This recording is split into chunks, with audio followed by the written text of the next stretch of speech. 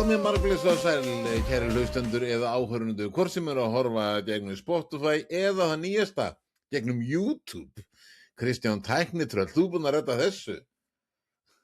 Já, ég skal taka bara heiðrun á mig fyrir þetta, en Já. það ekkert samt ég. Nei, mig grunar ekki, þú ert með starfsmenn á baku tjöldin. Það alveg þannig. Já. Það helst ekkert öðru sig. Vel gert hjá starfsfólki í baku tjöldin að græja þetta. Já.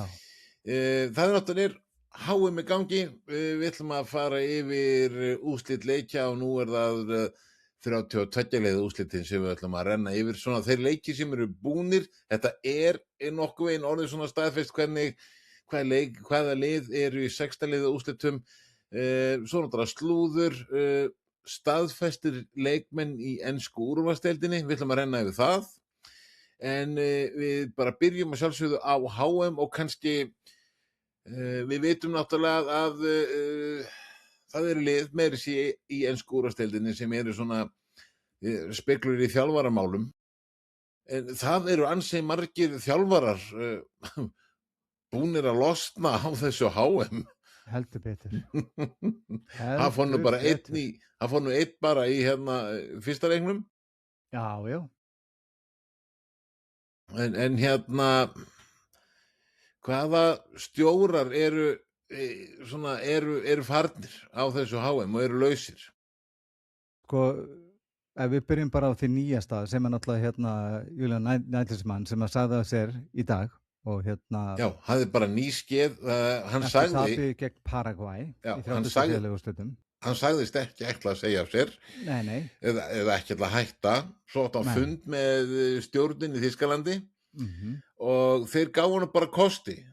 Annarkot segir af þér eða við rekku þig. Já. Þetta var bara ekki flóknari það. Hann átti að fá... Svo bara ákveðin í dag að klára þetta. Já. Og það einn maður sem meiri sér búinn að gefa það opinberlega út að hann vilji fá að taka við þessu landsliði og teljum við nokkuð líklegt að sá maður fái bara það starf af því að sýnir því áhuga. Já, bara Jürgen Klopp náttúrulega bara helsti kandidatinn og hann mun taka við landsliðinu. Ef hann segist vilja gera, þá tekur hann við landsliðinu. Já, það er sem sé Jürgen Klopp sem búinn að gefa það út. Hann langi til að taka þetta verkefni að sér og ég held að þýska þjóðin sé ekkert að segja nei við Jürgen Klopp. Nei, það nákvæmlega þannig. Nú, stjóri númer 2, það hjá Hollandi, Ronald Koeman. Hann sagði af sér eftir brottfallið gegn Marokko. Já. Menn í Hollandi hafa verið að tala um það að landsliðið hafi ekki náð að sýna sinn styrk sem liðsheild. Það ákveðin hugsanleg bara kynslóðaskipti að fara að eiga sér stað og menn vilja meina það að það sé akkurat góðu tími núna að skipta stjóra og það það sem búið að gerast núna allavega. Það búið að, hann búin að segja af sér, hann Ronald Koeman, en hver tekur við? Það ekki vitað. Nú, stjóri í Suður Kóreu, Hong Mong-bo, sagði af sér eftir að liðið féll úr riðlakeppninni. Það allt búið að vera galið í Suður Kóreu. Það voru hreinlega mótmæli.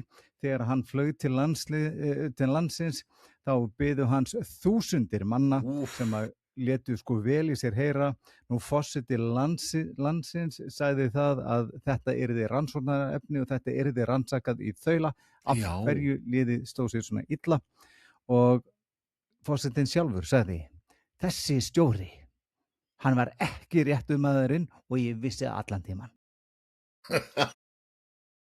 Nú, þeir ekki búin að ráða nýjan stjóra þar heldur. Nei. Nú, Steve Clark hjá Skotlandi, hann hætti sérst eftir að liðið komst ekki upp á riðlakeppninni. Menn vildu meina það að þarna voru að tala um dreng sem að búin að vera náttúrulega, gera gríðarlega góða hluti, koma landsliðinu bara í fyrsta sinn á HM í 28 ár. Nú, þegar þangað komið, þá sá við landslið sem að var bara allt annað og öðruvísi heldur en þeir eru búin að spila í undankeppninni og hver tekur við? Erfitt að segja. Ég allan ekki búin að sjá neitt það hver eru líklegir einu sinni. Nei. Nú, Tékkland næst á blaði, það Miroslav Kubik, hann sagði að setja eftir bara hreinlega slakt mót og það sama þar. Það enginn á blaði heldur þar. Nú, stjóri Ekvador, Sebastián Becasé, hann hætti eftir tabi gegn Mexíkó í 32 leið úrslitum, þar sem töpuðu 2-0.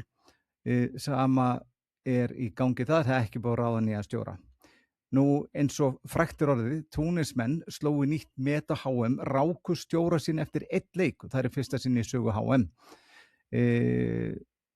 Hann Sabri Lamouchi, en þeir réðu Herf Renard á mótinu og hann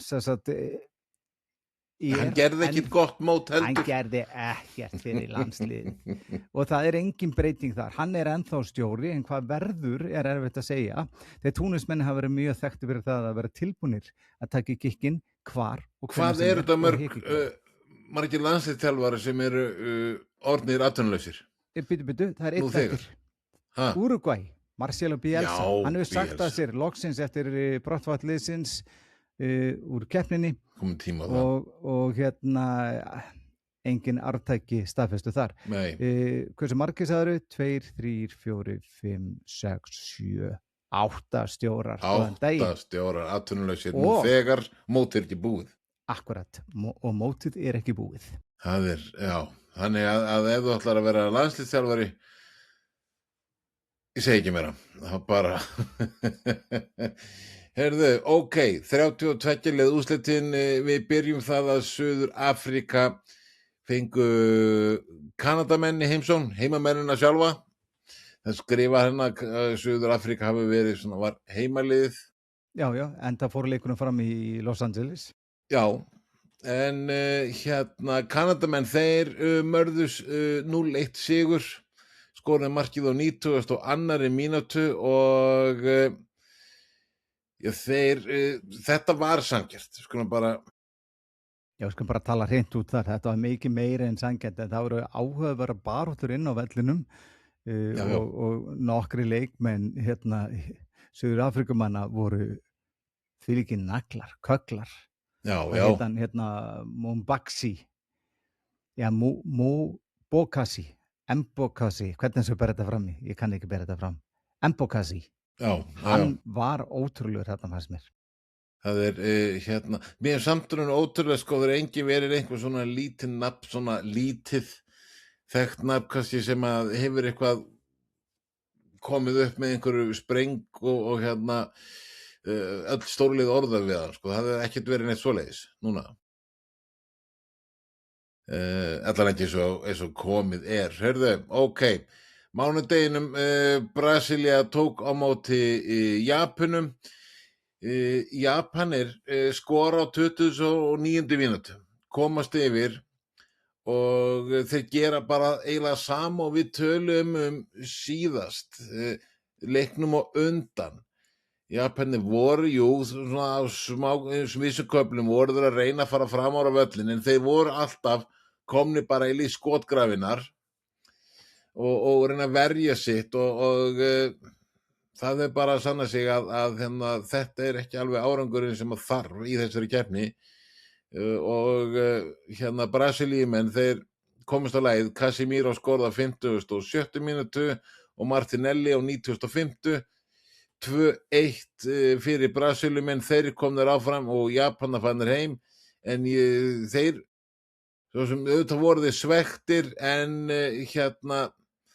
bara þetta að hafa bakka svona, þeir geta bara sjálfur sér kennt, eina ferðin að bakka þeir. Já, ég allavega á því að Japanir áttu góða kafla, en það hins vegar þannig með Japani að þeir eru þekktu fyrir það að leyfa ansæðum að halda boltanum meira og hafa verið að vinna bara stórlið þannig, en einhvern veginn í þessu móti þá allan gekk það ekki upp á móti Brössum, en þeir voru ekkert langt frá þeir fannst mér þannig lagað. Þeir áttu allavega bara mjög góða kafla í leiknum sem ég til að þeir alveg geta komið lengra. Já. En Brasilíumenn, þeir náðu þessu, það spunni hvað þeir geri í næsta leik, þeir fannar áfram. Já, en Heyrðu, að þú svo kom þú varst að tala um leikmenn sem að hafa ekki stíð upp eða áttu ljósi skína þessu móti, þá langar mig til þess að nefna nokkra leikmenn, ef ég má. Bara skjóttu. Já, leikmaður Sviss, 20 ára, Johan Mansambi, þetta er sérst miðjumaður sem að er búinn að spila vel á þessu móti, hann er 20 ára, hann er komið 3 mörk og stóðsendingu. Nú, ég vil meina það að Jan Diamandi hafi spilað ágætlega á þessu móti en ekki verið með þennan váfaktor sem að við kannski byggust við. Nú, ég ætla að nefna hann Boati, 18 ára dreng hjá Marokko sem að hefur staðið sig virkilega. Ég held að, minnir að tala um það, sko, ok, það geti verið einhver, ég var bara að tala um það, var það engin svona, hefur þetta lengið ennþá svona pínu óþektur komið með einhverja sprengju sem var þess valdandi að bara öll stórulegin yrði bara orðið við hann. Skilur við? Það var það sem ég var að meina. Ég má því að Boati sé svona einn af þeim. Leið þú segir það, sko, svona það gæti verið þar, sko. Það undar, ég sá síðast bara í dag var þetta hann frá Sviss, hann Johan Mansambi, ég sá í dag lið í ensku úrvalsdeildinni væri byrjað að skoða hann. Já, ok, það er gaman. Já, svo er það Lionel Mpassi hjá Kongo sem var markmaður þeirra, hann fannst mér. Já, hann sló næstuði met og já. Já, svo verði ég náttúrulega að nefna hinn 17 ára gamla Gilberto Mora hjá Mexíkó. Yngsti leikmaður mótsins og verðugt sem stórkostlegt efni. Já, það er ekki, það getur bara meira vel við. Þetta búin að renna yfir þetta? Já, þakkaði fyrir þetta. Við förum í næsta leik og fyrsta leikin raunum verið sem að endar í vítaspunukeppni. Þetta er viðureign Þýskaland og Paragvæ. Þýskarar, Þjóðverjar, þeir komast yfir á 54 mínútu og raunum veru, sko, Þjóðverjar, þeir ráða dálítið í þessum leik, en Paragvæ við vitum það, þeir eiga öfluga sirpur og geta gert mjög hættulega skyndisóknir og allt það, en Paragvæ þeir jafnan, Þjóðverjar sem jafna, Paragvæ komast yfir. Akkurat. Já, og Þjóðverjarnir jafna og 1-1 er þá bara eftir venjulega leiktíma og eftir framlengingu og þetta fer allt þetta fer í vító og það náttúrulega í vító, mér finnst til dæmis Neuer markvörður Þjóðverja. Þar held ég hafi sýnt alveg að hann er fertugur. Já. Fannst þér það? Mér fannst hann ekkert sýna einhverja, ok, hann varði eina spyrnu. Já, ég meina, ég ætla ekki að fara að kenna honum þetta. Ég ætla ekki að kenna dómarunum þetta. Það var náttúrulega bara galið að það verið dæmt brot þegar leikmenn Þýskalands voru að skora og þeir vildu meina að vera brot á markmannin. Ég skil ekki. Já, þeir náttúrulega skora, það var einmitt, það var þessi leikur. Alveg rétt. Þeir skoruðu í viðbótartímanum. Akkurat. Þá skora Þjóðverjar mark. Var það ekki úr hornspyrnu? Jú. Og dómarinn fyrst hann dæmdi svo sem ekki mark, var skoðar þetta og svo er ákveðið að var ekki Anton, var það ekki, sem var dæmdur að hafa haldið markverðinum eða gert eitthvað við markverðin sem hann náttúrulega var bullshit. Svo ég segi, ég skil ekki hvernig dómaranum, hvernig náðir því að sjá að þetta var brot. byrjum bara, þú sé fræðingurinn, bara gjörðu svo vel, take it away. Já, þakka fyrir. Sko, fyrir mér er þetta bara mjög skýrt. Ef eitthvað var, þá er það markmaður sem stígur í átt að sóknarmanni Þýskalands. Akkurat. Þannig að það er í sjálfu sér, veist, það er ekkert að því, en það þýðir ekki að leikmaður Þýskalands braut á honum. Það þýðir akkurat öfugt ef eitthvað er. En fyrir mér er þetta bara gjörsamlega galið að þarna hafi verið tekið löglegt mark af Þýskalandi sem var þess valdandi að Þýskaland datt út, áttu þetta ekki skilið vill ég meina og mér finnst það hreinlega skandall að VAR skuli hafa eyðilagt þetta HM fyrir Þýskalandi. Já, VAR raun og veru gerði það og þeir raun og veru gera það á fleiri stöðum raun og veru, fleiri leikjum. Þarna tekur þeir, þarna bara, VAR tók 100% löglegt mark af Þjóðverjum í framlengingunni sem verður til þess að það fer í vító og þar vissu var bara maðurinn hjá hann heiti Gil, markvörður Paragvæ, sem að hvað er ekki 3 spyrnur? Jú. Ég held að verði 3 vítaspyrnur í þessari keppni. Akkurat. Og raun og veru hann er þess valdur og tryggir Paragvæ raun og veru farseðilinn. Dómarinn og svo Gil tryggðu Paragvæ farseðilinn. Þetta er vist í alvörunni, ég bara þessi skellur sem átti sér stað þarna undir lokleiks, þar sem að taka markið á Þýskalandi, ég held að þetta hefði gert það verkum að þeir eru bara ekki tilbúinu í vítaspyrnukeppni. Þeir eru ennþá bara andlega í sjokki. Ég nefnilega ég held það nefnilega líka. Já. En sko spilamennska þýska landsliðsins, heillaði mig ekki. Ég bara verð að viðurkenna það að mér fannst hvernig þýska liðið er að spila, þeir nota ekki mikið kantana, vilja frekar en að tróða meira en að miðju og einhvern veginn að spila þar í gegn. Eru samt með stórkostlega kantmenn. Já, þetta virkaði, þessi spilamennska bara virkaði ekki og spilamennska sjálf hjá Þjóðverjum fannst mér ekki heillandi í raun og veru. Bara öllum miklum vonbrigðum. Já. En já, Þýska landslið er sem sé dottið út og nýjustu fregnir þar Nagelsmann hann sagði upp sjálfur. Já, hann sagði af sér. Hann sagði af sér eftir smá pressu. Smáis bara. Já.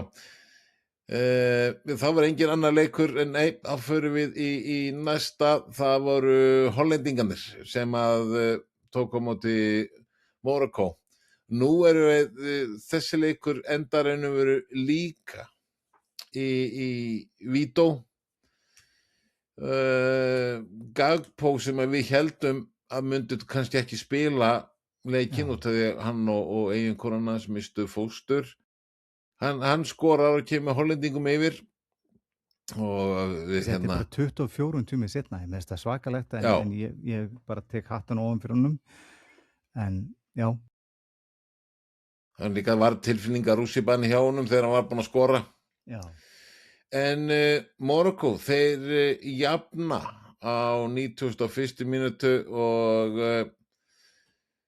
þannig er enda leikurinn og fer svo framlengingu en hollendingar í þessum leik sko, mér fannst þeir alveg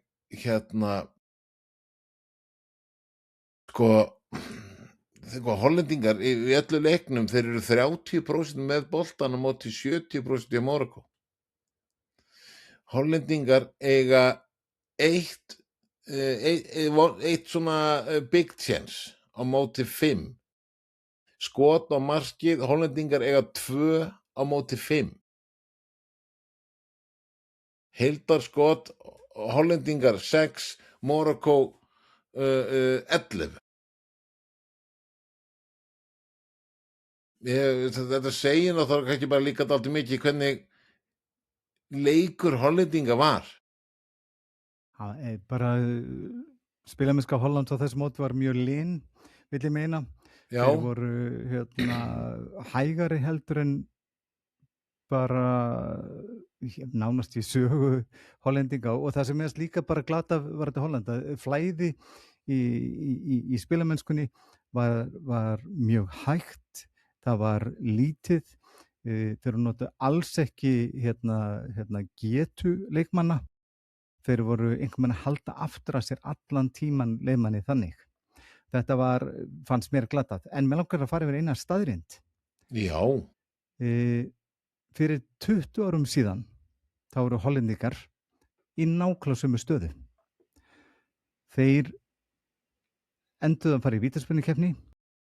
Þar var drengur nafni Patrik Kluivert sem að tók síðustu spyrnuna, skaut í stöngina.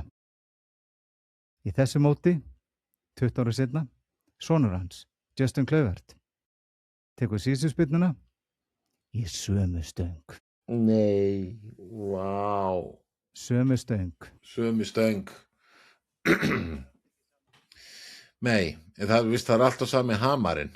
Það er þannig. Já, hamarins afa áttu búið að skipta Já. mörgu sinnum með skaft og mörgu sinnum með haus. Þetta er alltaf sleggjaði hamarins afa. Já, en þetta er bara því miður þannig með hollenska landsliðið á þessu móti.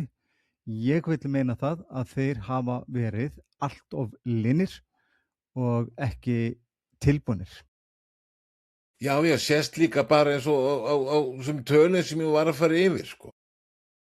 Hvað reynum verið, sko, Hollendingar voru bara eftir á. Það er bara þannig. Enda, þjálfurinn er farinn þaðan frá Hollendingum. Hann er farinn. Nákvæmlega. Og Morakó kom þér áfram. Það sést líka bara, þeir eru skemmtir allir. Algjörlega. Frábærir.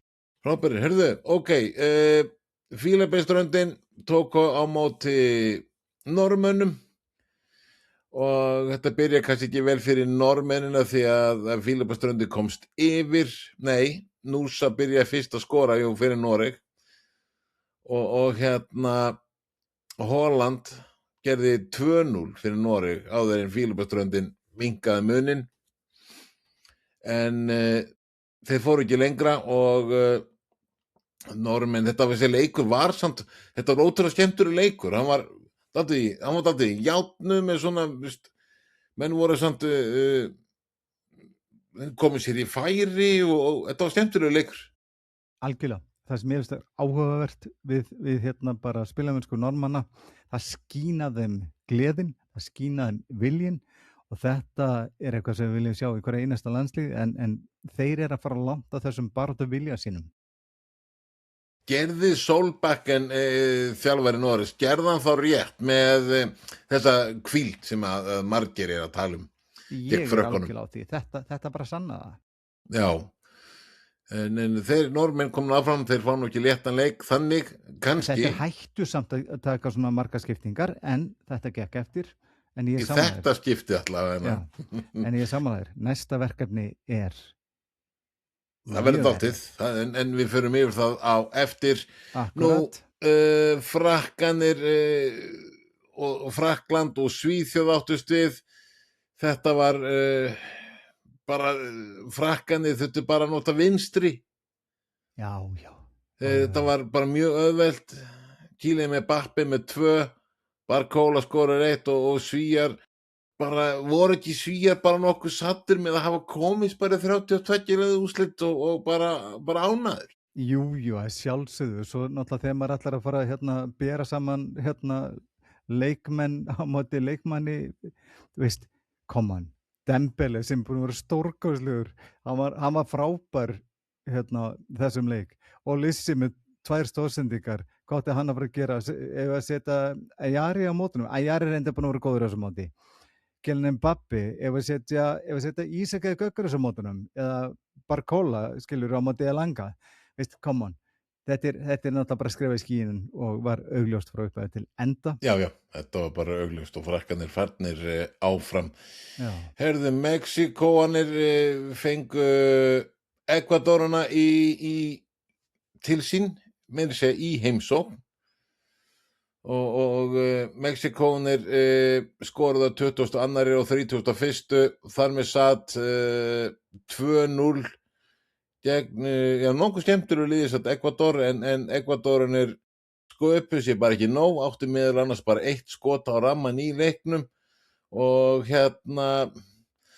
svo lentuðu manni undir Ekvadorinn rétt í lokin. Það var leikmaður sem að talaði fyrir munnin. Já. Hann fikk beint rauðspjald, það var 90 og 50 mínútu sem hafði ekki áhrif. Já. Það sem að leikmenn Ekvador voru að kvarta yfir, það var alltaf fyrst og fremst það að fyrir utan hótelið þeirra, það sem að þeir dvöldu, voru þúsundur Mexíkana með partí, háað á læti alla nóttina. Og að sjálfsögðu líka þannig þar sem að leikurinn fer fram, þar að segja á Azteca-vellinum, sem sagt í 2240 metra hæð yfir sjávarmáli. Það er erfitt að anda fyrir marga leikmenn og það er talað um það að þessi breyting fyrir leikmenn að fara úr þessum eðlilegu aðstöðum, fara þangað, fyrir að tapa í kringum 20% af orku sinni. Já. Mexíkanum búin að vennast þessu. Já, þeir en ekki bara máli sko, fyrir svona vitandi það að áhangendur og stöðnismenn andstæðingana að það bara gefað út að þeir eru á þessu hóteli, en raun og veru eru þar á einhverju allt öðru hóteli. Já, þetta allt saman fyrir mörgum vikum síðan. Já. En Mexíkónir komnir áfram og þá stökkum við í Englendingana sem tóku á móti Kongó. Þetta byrjaði nú ekki rosalega vel fyrir Englandi. Kongó komst yfir á 7. mínútu og þetta bara nokkuð smekklegt mark sem þeir skora og raun og veru það 1-0 fyrir Kongó í hálfleik og Englendingar þeir reyna og reyna, en Kane hann svo jafn á 70. mínútu og var maður nú farin svona að búast við því að það kannski framlengt, en þá bara ákveða Kane að skora aftur á 87.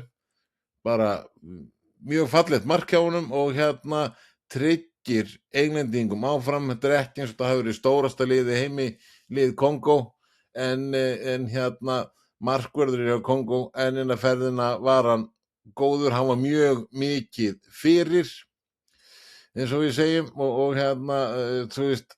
En verður nú hreinskildur, Tristi, átti gaurinn þarna hinum megin, Mr. Pickford, átti hann ekki að verja? Sko, mér finnst, hann átti, þetta var náttúrulega fast á nærstöng. Oh my god, Tristi. En hann hefði alveg getað varið þetta, sko. Ég hefði varið þetta, verið að segja. Rólegur, þú getur alltaf hreyft því, sko. Ég réttur um metur á hæði, ég samt náðu að skutla með það. Þú svo fljótu niður, þú svo lítill. Akkurat. Það kostar við að vera lítill, sko. Já. Þú snöggur niður og lengur upp. Það er bara þannig. En Englendingarnir, voru náttúrulega mikið betri þessu leikurinn verið, sko, þeir náttúrulega, svo við var að búast. Menn að samt fyrir England, 60% með boltanum móti 40. Mér finnst það raun að vera ótrúðarinn og Kongó hafi fengið að vera 40% með boltan, sko. Ég bara hissa því, en ég verð hins vegar að segja það að enska landsliðið eftir vatnspásurnar báðar, þá svona vöknuður aðeins og innkoma Anthony Gordon var stórkostleg, hún gerði mikið. Og þetta svona, þessar sendingar inn í tegin, þær fóru loksins að henta Kane. Já, sér nú samt, einmitt, hann sendingar inn í teg. Tuchel, hann skilur eftir og tekur ekki með mótið mann sem bara þekktastur fyrir að sendingar utan að velli og finna kollin á samherjum sínum. Trentarinn? Já. Já, og svo náttúrulega fótinn líka, hann ágætur í því líka. Já.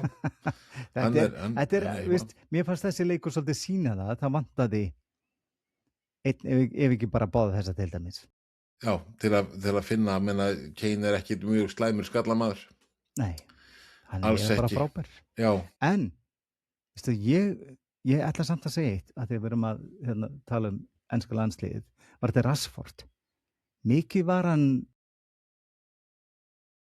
getulegs eitthvað og svona, mér fannst hann reyna en ekki vera með gæðin til þess að klára. Og ég fór bara að velta fyrir mér þarna, bara undir lok leiks.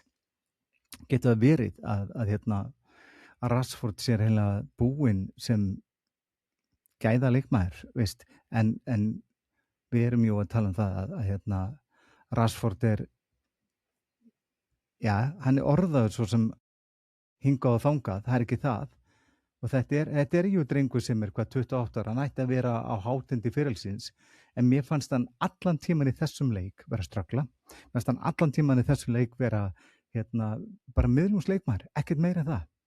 Og ég vil meina það að þegar öll á botnin hvolft, þá þetta þannig að Rashford á þessu móti hefur valdið verulegum vonbrigðum og ég bjóst við honum miklu sterkari, ég bjóst honum vera bara raunur á eldi, þar sem að þetta risastór gluggi fyrir hann, en hann hefur ekki sýnt á þessu móti að hann sé tilbúinn í að fara að vera áfram hjá Barcelona, til dæmis. Ég finnst ekki. Já, það var ekki smá lestur. Sorry, ég bara varða að já. Þetta búið að vera svo þungt á öxlunum. Já, ertu hún léttari? Já, allt annað. Allt annar, vöðvabólgar að minnka. Jú, auðvitað hefur hann kannski valdið með vonbrigðum, en hann náttúrulega nafn og annað, en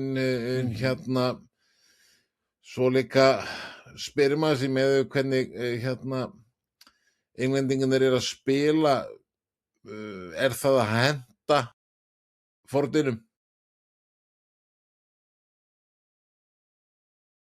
Nei, ég held ekki, sko. Ég allavega ekki á því að þetta sé besta taktikinn fyrir hann, en einhver síður. Ég held ekki, sko, en auðvitað hún að reyna bara að aðlagast því. Hann þarf gjörsamlega að gera það. Já, en englendingarnir, þeir slefuðu það og komnir í sextilega úrslit, þeir gerðu ekkert meira það og það bara Keinarinn sem að sá fyrir því. Heldur betur. Heyrðu, þá ætlu næsta leik, það eru Belgarnir og Senegalar. Þetta var nú leikurinn, það var smá, sko, Senegalar eru komnir 2-0 gegn Belgum á 51. mínútu. Þeir skora 24. og svo 51. og eru 2-0. Á 85. mínútu staðan ennþá 2-0 fyrir Senegal. Lukaku skora svo 87. Tielemans á 85. Þá 2-2, það framlengt og svo fá Belgar víti í framlengingunni og skora úr því og Belgar vinna 3-2. Ótrúlega senur, reynd ótrúlegar. Þetta var eins og Hollywood 100, hreinlega. Já, fyrir Belga. Já. Sko, þetta, hann Garcia, hann tekur náttúrulega smá áhættu á 57. mínútu. Þegar hann byrjar að því, sko, hann tekur Kevin De Bruyne, hann tekur hann út af og Doku. Þetta eru 2 leikmenn sem hann tekur út af. Þú veist, þú ert að leita markið, þú ert 2 mörkum undir. Þetta svolítið sérstakt. Þetta sýndi hugur ekki. Já, þetta myndum segja á góru ensku up the balls. Já, ég meina spurningatíðin þó. Já. Víti sem þetta. Já. Þetta fyrir mér, sko, hérna kom varin í, sko, mér fannst næst enginn það lítil að ég hélt þetta ekki dandviti. Ég bara fyrir mitt leyti. Sko, við fyrstu sín í beinni, þá það sýndi eðlilegum hraða, þá hugsaði ég, já, þetta er víti. Svo þegar maður sá þetta aftur, Já. nei. Nei, þetta er ekki víti maður. En með við hvernig dómgæslan við verið þarna á þessum móti, þú veist aldrei. Það virðist vera eins og eins og dómarinni sé ekki alveg að líta á aðstæður í kring hvað sé í gangi. Algjörlega. Já, þetta ákvarða skrítið að búið að vera stórar, nokkrar stórar ákvarðanir og í flest öllum tilvikum hafa þessi ákvarðanir verið rang. Og það sem er áhugavert líka eins og þú sér, það er eins og sé bara eitt rammi sýndur, höldum okkur þennan ramma og hann sýnir ekki víddina. Nei. Og smá aðdragandi, það er ekkert svoleiðis í gangi. Nákvæmlega. Sem reynur, en belgarnir fengu þetta víti, Senegalarnir, ég bara skil ekki, ég held bara að Senegalarnir hafa bara haldið bara 850, bara róum okkur og þetta er komið. Ja, sko, Senegalar fannst mér allan á þessu tímpúti, það eru 2-0 undir. Nei, yfir. Fyrir ekki 2-0 yfir, mér fannst þau svona liggu við sína værukæri. Það er að segja að þeir voru bara allt á kokki. Þetta er komið. Já. Þetta er bara örfáum mínútur. Já, hann er blast. Þú veist, Senegal ég er að sjá hana tölur. Senegal var með XG upp á 3,58 á móti 1,74 hjá Belgum. Já. Og Belgar gera 3. Já. Þetta er sérstakt. Þetta er sérstakt. Þessi meira sagt. En, ok, það má þó segja að kokkið hafi fellt Senegal. Það er bara þannig. Ég er það ekki. Jú. Já. Leikurinn er raun og aldrei búinn fyrir dómarinn búinn að flauta hann af. Bara, þetta er raunum verið skandall að tapa svona. Já. Það er bara þannig. Það er það raun og veru. Þú er 2-0 yfir og það eru hvað, ef við segjum 10 mínútur eftir. Ekki einu sinni það. Ekki einu sinni það. Skandall. Hörðu, ok. Förum þá í næsta.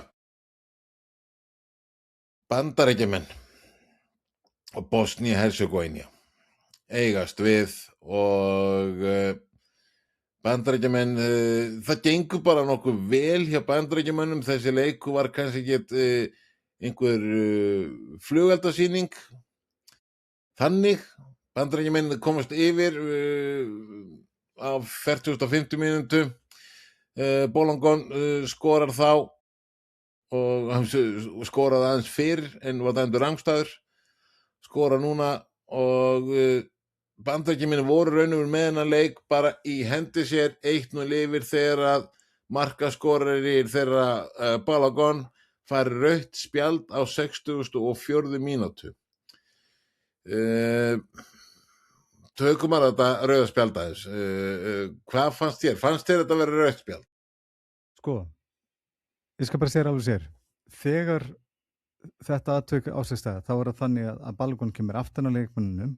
Hann lendir með takkana, hvað að segja, rétt fyrir ofan læri og svo rennist hann niður og endar með takkana á hælnum á leikmanni Bosníu-Hersegóvínu og það leit illa út.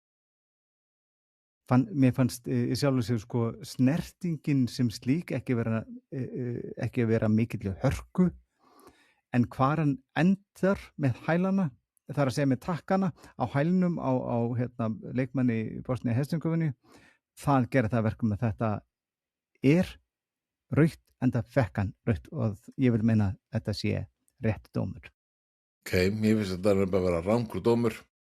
Þið fannst þetta lindið það ekki? Sko, mér finnst sko þeir voru bara, hann sko, Balogun, hann var alla tíman, var hann að horfa boltan. Já, hann og leikmann, þeir voru bara svona, voru í snertingu. Boltin var svona að koma fram fyrir varnarmanninn, þeir voru bara svona að tegja sér eftir boltanum saman. Það er engin vilji í þessu. Sammála. Það er engin illska í þessu. Sammála. Og guldspjald finnst mér bara, ok, það er bara verið mjög sanngjarnt og bara sætlað málin, sko. en eins og ég segi, þar sem hann lendir með takkana á hælunum á leikmannum, það er það sem gerir það verkum að dómari og VAR sem sagt, taka það ákvörðun að þetta var að það mikilli hörku hvar hann lendir sem að verðskuldar rauðspjald Já, og ég er sammála því. ég er ósammála því. Já, En já, það er gott að við erum ósammála. en virkilega góðu sigur á Bandaríkjamönnum og þeir eru bara að sýna það að þeir eru komnir í þetta mót til þess að standa sig, búin að gera það hinga til. Það verður gríðarlega áhugavert að fylgjast með þeim í framhaldi. Tílemann skorar hennu aukaspyrnu á 80. og annarri mínútu. Já, þegar þeir eru einum færri. Þeir eru einu færri. Já, Sko Bosnía þeir byrjuðu eftir að eru mannir fleiri að sækja betur á Bandaríkjamenn en sett ákveðna góða pressu.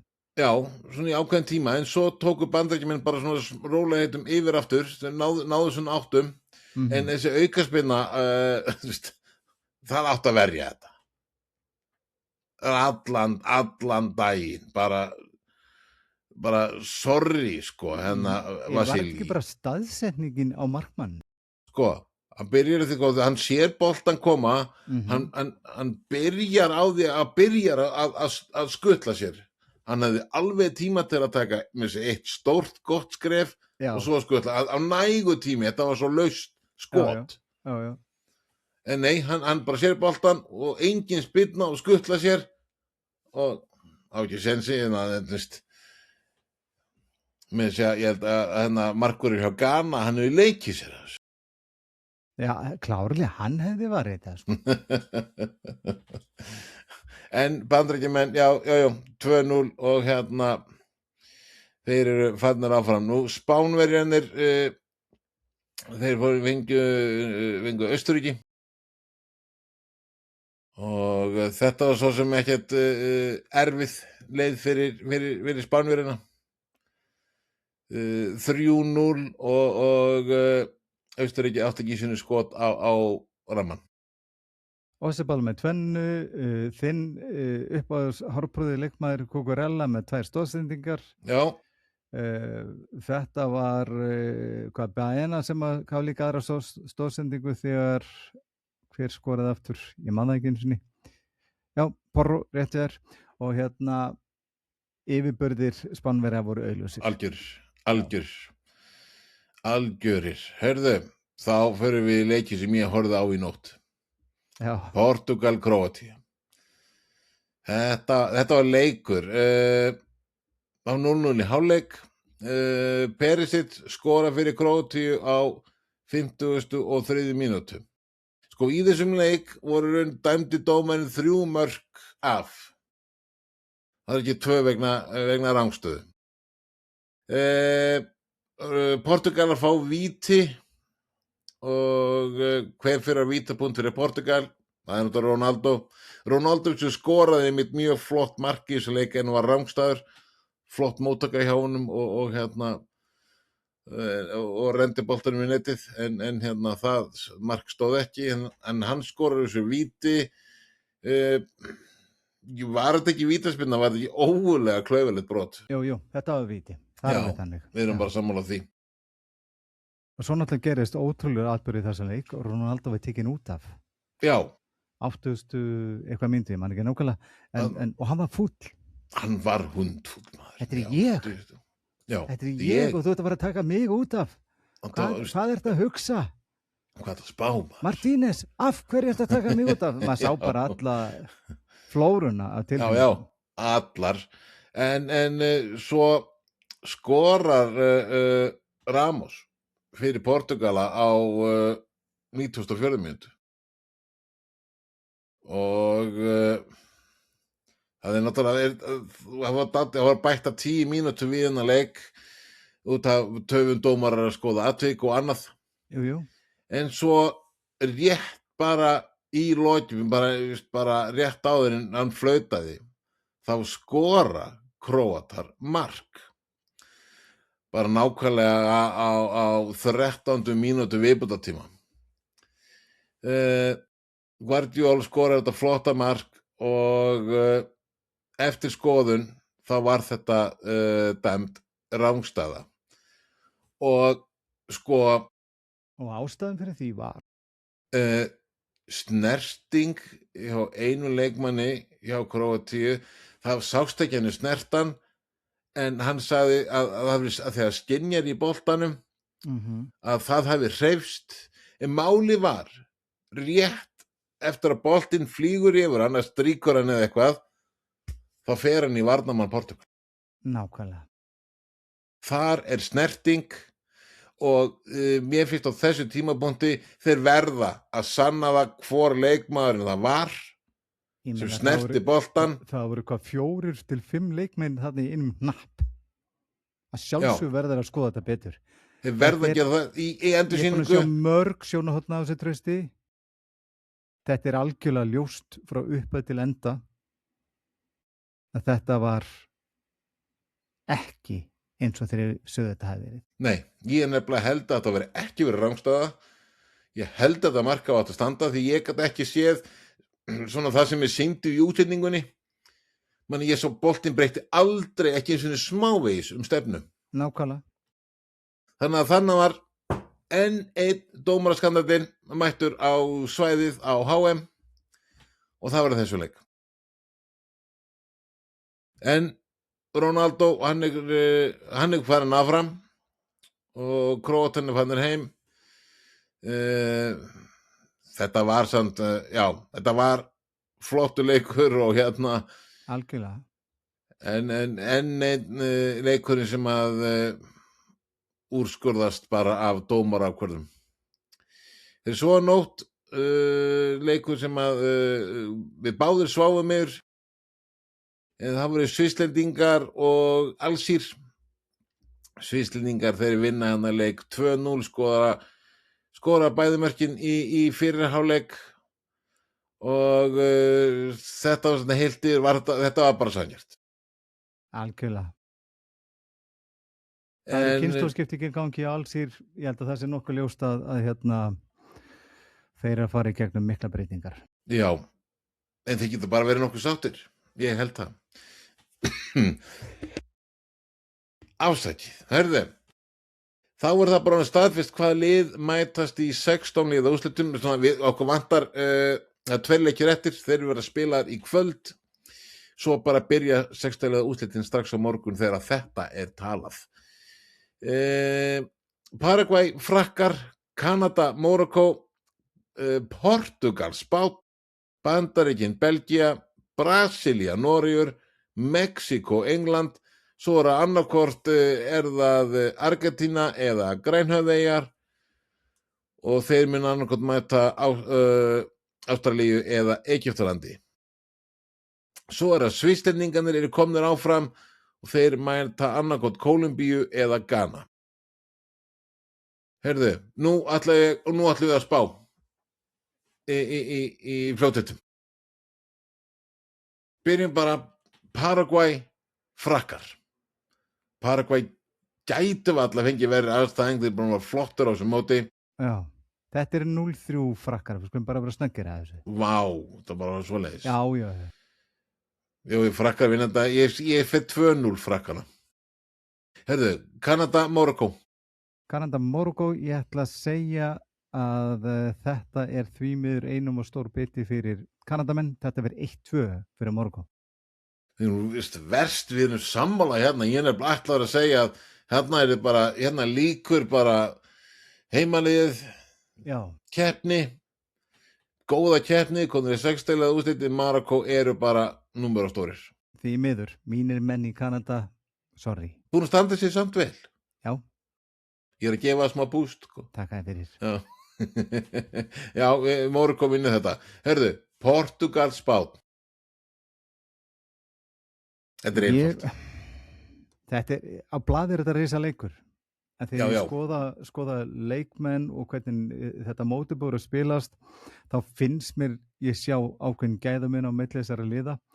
Ég vil meina það heilt yfir að spilamennska Portúgal hefur valdið með vonbrigðum. Mér finnst hins vegar Spánverjar ennþá vera bara, þeir eru allar komnir í gang, skilurðu, en eru samt með öll þessi gæði. Ég ætla að spá 1-3 fyrir Spánn. Þú stelur öllu sem ég ætla að segja. ekkert mál. Ok, Allt er læg. það er allt í lagi. Við erum bara sammála, ég ætla að segja líka 3-1 fyrir Spán. En finnst að þú fyrir þannig að þá fer ég bara í 2-0. Herðu, Bandaríkin og Belgía. Þú farið að byrja þarna. Ég fæ að byrja hérna. Belgía fá hjálp við að komast í þennan leik. Ég held að Bandaríkjamenn fara áfram. Ég held að Bandaríkjamenn, þeir vinna Belga, þetta spunning, fer þessi leikur í vító? Nei, ég held ekki að Bandaríkjamenn vinna þennan leik 2-0. Þú segir 2-0. Ég sé það að þetta færi hreinlega í vítaspyrnukeppni, þetta verður 2-2 og Bandaríkjamenn klára þetta í vító. Já, og það er dómarinn að hjálpa Belgum í þessum leik líka. Já. Þetta er endar 2-2, vító, Bandaríkjamenn klára þetta. Já, ok. Brasilia Noregur, nú til þess að vita við Holland rétt eftir leikinn síðasta og hann var eins og fyrr spurður hvað sensinu væri hjá fyrir normingi Brasiliumönnum og hann hvað sagði þeirra hvernig var þetta? Þess að hann raun og veru bjóst ekki við neinu frá Noregi. Já, litlu sem engin möguleikar. En Hvað þú fyrst með þína spá? Ég ætla að segja óvænt að Normenn slá Brasiliumenn út. Hörðu, 3-2 fyrir Noreg. Ánægði með Trausti, ég spái 2-2 eftir venjulega leiktíma. Normenn klárið til framlengingunni, þetta fer 3-2 fyrir Normenn. Bara eins og ég hugsaði það. Já. Ég er bara Brasiliumenn hafa ekkert verið gríðarlega heillandi, þetta er ekki tiki-taki-boltinni sem við þekktum hann í den. Varðarlega séð finnst mér þeir vera veikir. Það er engin Ronaldo, Ronaldinho eða Rivaldo eða neitt þessi gæjar, þeir eru ekki lengur. Það vantar aðeins í heildina hjá þeim og þarna munum við sjá hversu sterkir Normenn í raun og veru eru. Já, ég nefnilega held, Öðegard er að sína flotta hliða líka í þessu leik og fleiri úr norska liðinu. Og ég held Núsa er búin að vera stórkostlegur liði Normanna. Já, hann var frábær. Hann er nú einn af þeim drengjum sem ég sá var bara að lesa síðust í dag, var orðað við Liverpool. Ég er spenntur fyrir því. Liverpool að hættarinn að vera eða einhverja 130 milljónir punda einhverja kolpa, eða bara ekki 40 milljónir punda í þennan og fá góðan leikmann. Nákvæmlega. En já, við bara ótrúlega samt að við báðir erum að spá Noregi sigri gegn stórþjóð eins og Brasilíu. En bara ef Normenn og sjálfurinn er að tróða trú í Normenn að þetta er actually hægt og skoða myndbönd á Brasilíuliðinu og hvernig eiga mæta mann og þá eiga alveg sens og við fyrir báðir í 3-2. Hörðu, Mexíkó englendingar. Já.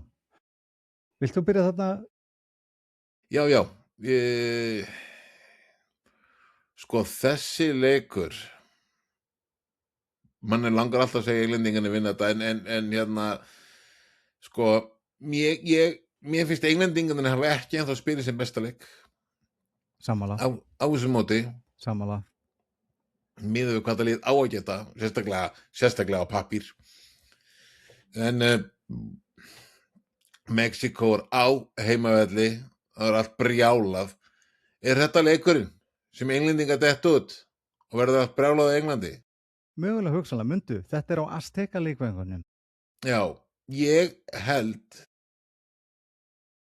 1-0 fyrir Mexíkó. Þú sér 1-0 fyrir Mexíkó. Ég veit hverju þú spáðir sem englandsmeistari og þú voru að standa við það.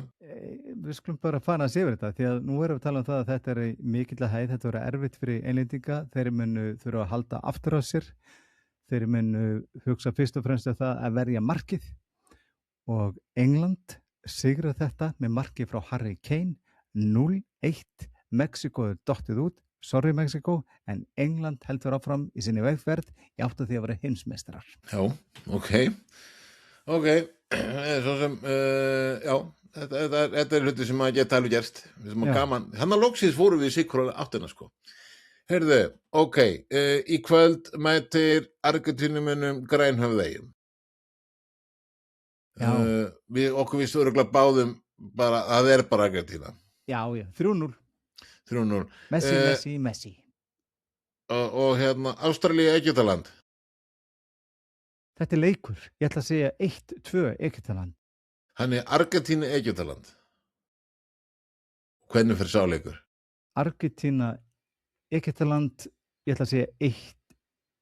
Ég ætla að segja 2-1 fyrir Argentínu. Argentína teki Egyptaland og það svona 2-3-0. Ok. Ef þetta þá. Heyrðu, ok, Svisslendingarnir, þeir eru komnir áfram og mæta annarkot Kólumbíu eða Ghana. Já. Kólumbía, Ghana, ég held að þetta sé raun og veru öruggara heldur en margir halda fyrir Kólumbíumenn. Ég ætla að segja, þetta svona 2-3-0, ég ætla að segja bara, förum bara í 3-0. Fyrir Kólumbíu, þá Kólumbíu áfram. Kólumbía, Sviss. Kólumbía, Sviss, þetta hins vegar erfiður leikur, ég ætla að spá því að það fari 0-1 Kólumbía. Já. Ég myndi spá líka Kólumbíu 1-2 sigri gegn Sviss. Kólumbíum eru alveg ótrúlega sterkir. Sko. Alveg ótrúlega. Magnaður. Heyrðu, þá erum við búnir að renna yfir þetta allt saman. Og það ekki máli að ég kannski fyrir að renna þessi yfir slúður? Jú.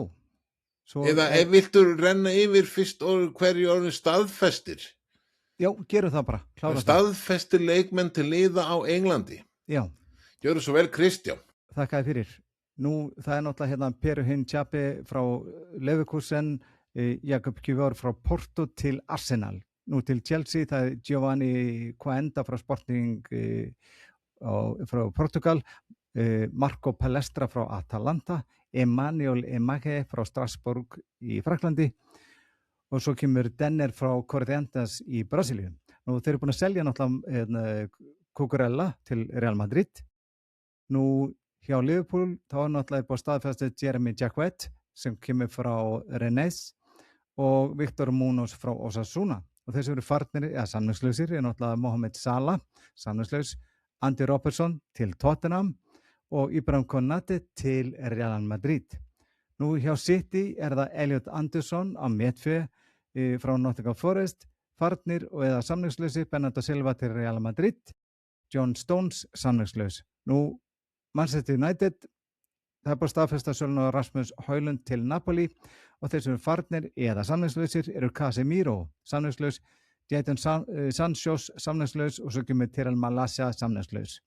Nú Tottenham sem hafa verið gríðarlega duglegir í þessum glugga, þeir eru búin að kaupa Matheus Fernandes frá West Ham, Jean-Paul Van Heck frá Brighton, Andy Robertson frá Liverpool.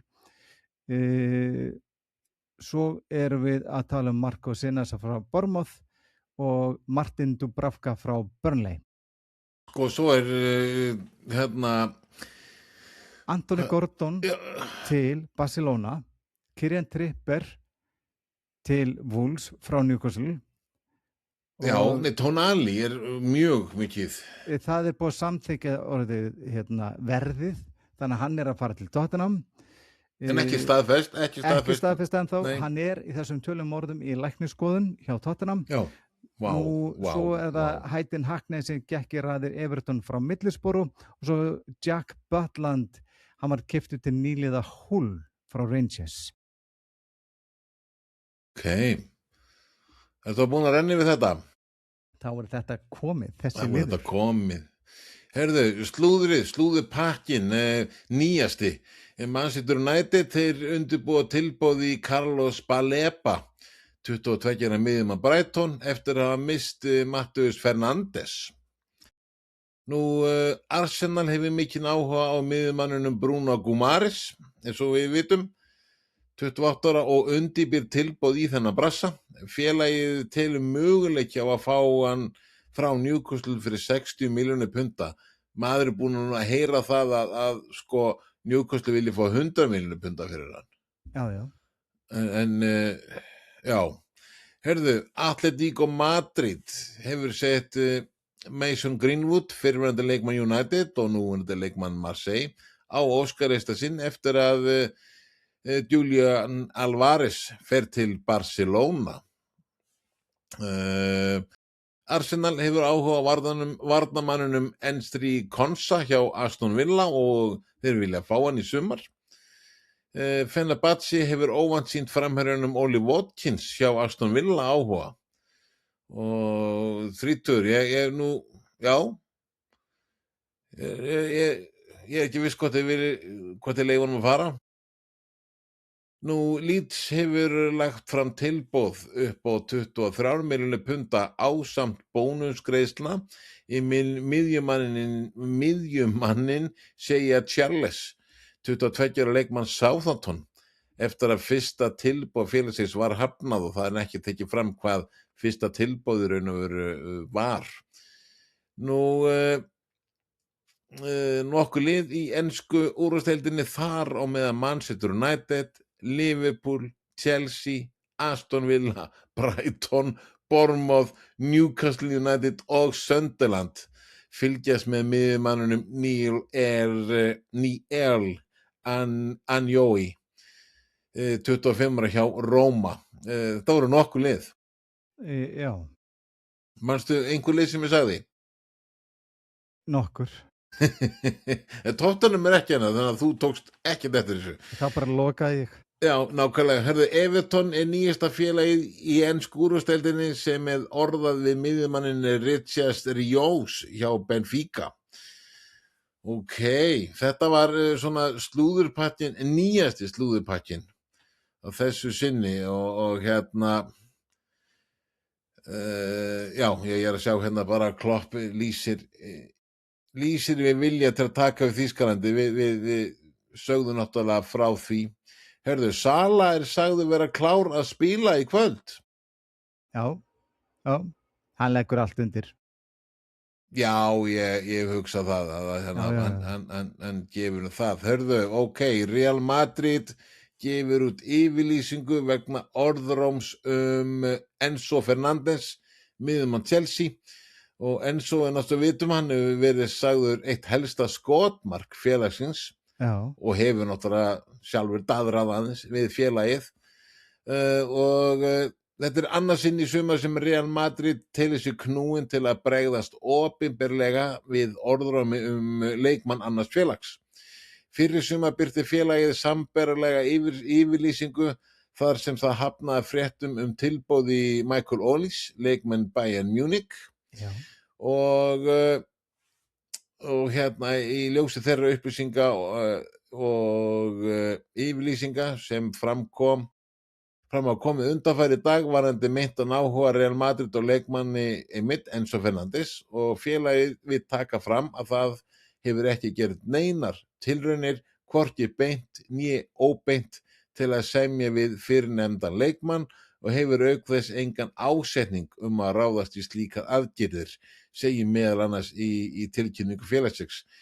Við vitum náttúrulega að Xabi Alonso, það er sagt að hann vill halda Enzo og hann ætlar að reyna að búa til liðið svona að hafa það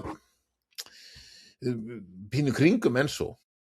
Jú, já, sjálfsögðu gæðin í honum eru náttúrulega þess eðlis að það er eðlilegt að það sé hugsað til þess. En þegar leikmaður er búin að vera daðra við ákveð félag, þá er erfitt að hugsa til langstíma, við erum frá að byggja í kringum þennan aðila. Þannig að þetta er svolítið svona skák, hvað ætla menn sér að gera og mun Xabi Alonso ná að sannfæra Enzo að þetta er staðurinn sem að þú átt að vera á. Við erum að fara að gera stórkostlega hluti í kringum þig. En ég er ekki samfram að það sé hægt. Nei, svo að nú það sko, það er alltaf kapitúlu sem að bara á eftir að koma kannski fram einhvern tíma seinna. Jú, að sjálfsögðu. En hann það náttúrulega að byrja að fá að starfa með þeim og hérna setja sitt mark á hana klúbb. Jú, ég auðvitað er örugglega væntingastjórn og annað hjá Chelsea munum örgulega sæmilega hár, minna auðvitað er þeir eitthvað brendir af öllu þessu þjálfara flakki, sérstaklega síðasta sumar sísta vetur fyrir ekki, þetta var bara fíasko. Chelsea muni þeir vantaði einhverja festu og ég held að þeir séu að hugsa það með Alonso að fá einhverja festu og annað í liðið. Finnst þér þetta ekki vera líklegt? Jú, ég meina það er náttúrulega búið að vera að eiga sér stað hérna stjóraskiptin og allt þetta, skilurðu, og hérna við erum að tala um margt í gangi, en jú. Ég held að þessi áhugaverði tíma framöndan í ensku úrvalsdeildinni. Heyrðu, ég er búin að gleyma því. Var ekki Nottingham Forest að Jú. ná sér í þjálfara? Já, það er ekki búið staðfesta Glasner en hérna þeir ákveða að reka sinn stjóra. Það er allan að bara reka Pereira. En það er talað um að Glasner muni ekki taka við starfinu. Jú. Þetta er ekki staðfest, en það er staðfest brottför Pereira. Já, það er staðfest. Hvað voru þeim með marga þjálfara á síðustu leiktíð? 3 það ekki? 3, eitthvað. Já, 4 eða eitthvað. Já, og svo náttúrulega við getum sagt að staðan hjá Fulham sé... Já, hvað var þetta? Það er náttúrulega að staðfesta þar. Nú, það var náttúrulega hérna hjá Ipswich Town, það var náttúrulega Garðinu, hann tók við liðinu eftir að Kieran McKenna sagði af sér núna í júni sem var alveg magnað sko. Sýta Bransal haupið þessa nýju stjóra, Crystal Palace, þeir náttúrulega réðu Pierre Sage eftir alveg Glasnið hérna hætti hjá þeim, sérst já. Nú náttúrulega Marco Rose kemur í staðin fyrir Iriola. Iriola tók við á Slott hjá Liverpool og svo náttúrulega eins og þú segir Xabi Alonso hjá Chelsea sem tekur við Enzo Maresca og Enzo Maresca tekur við af Pep Guardiola hjá Manchester City. Þetta er rókeringar. Þetta er rosa rókeringar. Og verið gaman að sjá þetta allt saman þegar þetta allt saman byrjar. Já. Einhver háaðan út í hamri, ég sé ekki alveg hvað verið gangi. Nei, breytir engu. Þetta bara henni verið utan. Já. En við byrjum spenntir bara til kvöldinu á HM. Já. Svo bara byrja á morgun. 16. úrslit. Já, þetta mót finnst mér svona líða bara sæmilega hratt og ég ætla bara að gera þetta föstum liðið núna hjá hvað trösti minn. Hvernig líður með þetta mót? Bara nokkuð vel, ég er búin að horfa á ótrúlega marga leiki. Já. Flest, alla meiri sé. Þannig að hérna, já, ég veist bara... Skemmtanagildið? Það er bara nokkuð gott, já. Mér finnst þú farin að vera jákværi, ég tekið til því, Já. Með það. Því ég er algjörlega á því þetta móti finnst mér að skora herra heldur en því ég reiknaði með í raun og veru. Ég hins vegar vil meina það að það sem er að draga þetta mót niður, það er þessu ömulum var ákvarðanir, það er hins vegar ekkit, mótshöldrum að kenna. Mér finnst líka þessar vasspásur ömurlegar, algjörlega, og það sem er margar hverjar, algjörlega óþarfar, það sem hitast yfir kannski í kringum 20 gráður. Sammála. Einhverju stöðum. Sammála. Þetta á engungu vera þegar hitast yfir einhver ákveðnu marki. Já. Hvað sem það kann að vera, segjum 28 gráður. Hættum þessu væli, hættum þessu auglýsingabröllum. Þannig er það bara. Þetta er ekkert annað. Var bara að segja þetta. Þetta er ekkert annað auglýsingabröllur, við vitum það. Já. En hörðu, þetta ekki bara gott hjá okkur í bíli? Það er ekkert öðruvísi, það er komið að því, kæru vinnir. Endilega fylgju ykkur, ítið á subscribe-takkan og deili þættinum eins og vindurinn. Nákvæmlega, svo mörgur þau orð og við strákanir í boltaðusum. Við þökkum kærlega fyrir okkur að sinni. Við komum aftur inn fljótlega, allavegana þegar að kom eitthvað meiri ljós með 16 liða úrslitin á HM. En þangað til næst, hafið það frábært. Verið sæl. Bless, bless.